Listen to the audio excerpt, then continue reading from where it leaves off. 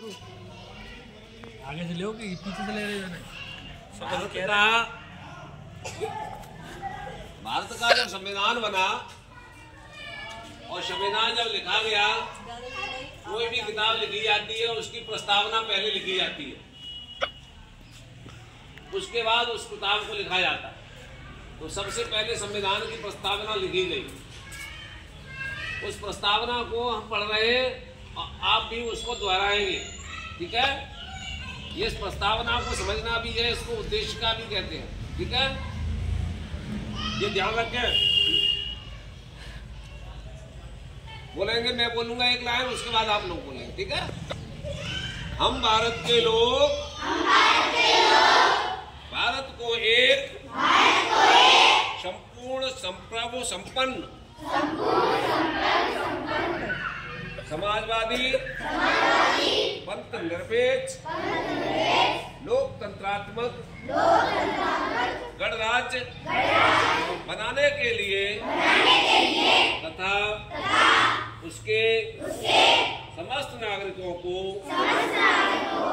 सामाजिक आर्थिक और राजनीतिक न्याय विचार अभिव्यक्ति विश्वास धर्म और उपासना की स्वतंत्रता प्रतिष्ठा और अवसर की समता प्राप्त कराने के लिए तथा उन सब में व्यक्ति की गरिमा और राष्ट्र की एकता और अखंडता सुनिश्चित करने वाली बंधुता बढ़ाने के लिए दृढ़ संकल्प होकर अपनी इस संविधान सभा में आज तारीख 26 नवंबर 1949 ईस्वी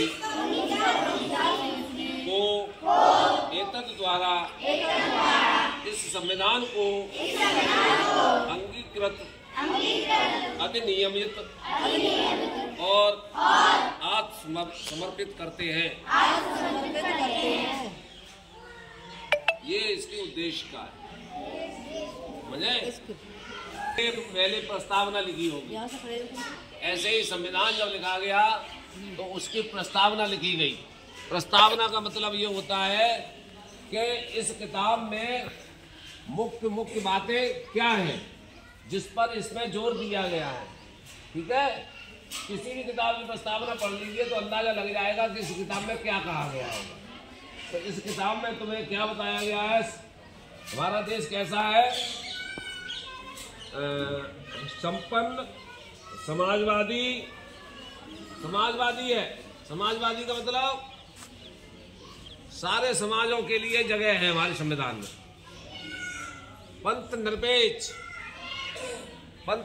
का मतलब समझते हो? हमारे संविधान में सभी धर्मों को स्थान है। कोई ये नहीं है कि ये मुस्लिम है, ये ईसाई है, ये हिंदू है, ये कुछ नहीं, सब बराबर है।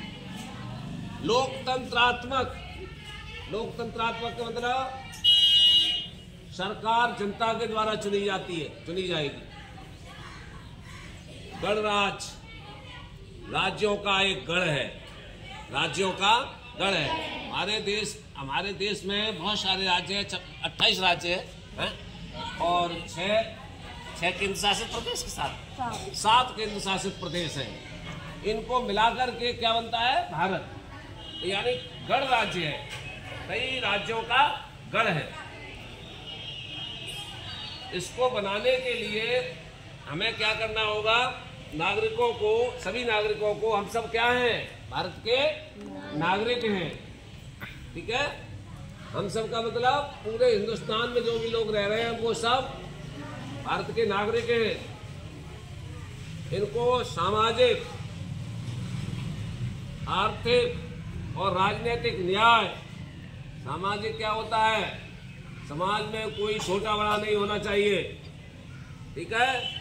कोई पंडित कोई मेहतर नहीं होना चाहिए, सब बराबर है संविधान की नजर में।